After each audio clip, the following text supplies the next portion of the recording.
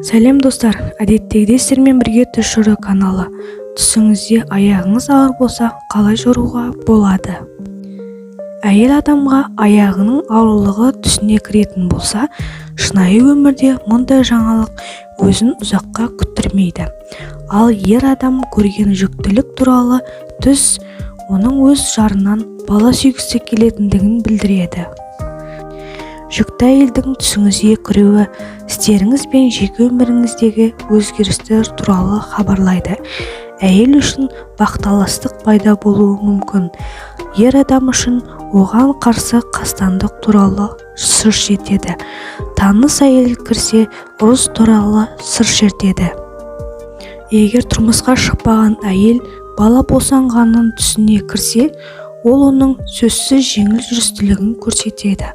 Ал тұрмыстағы әйелге мұндай түс жеңіл босану туралы хабар береді. Егер сіздің түсіңізге бала босанғаныңыз кірсе, оны қуаныштың нышаны деп қабылдаңыз. Түстің бұл түрі өмірлік жағдайларыңыз жақсаруын хабарлайды және де алдыда шынымен де құрсақ көтеруіңіз мүмкін екендігін мегзейді.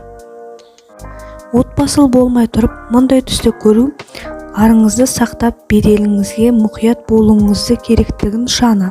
Сонымен қатар, баланы дүниеге келген туралы түстер қуанышты жаңалықтар мен мұраға ие болу туралы хабар беруі ықтимал.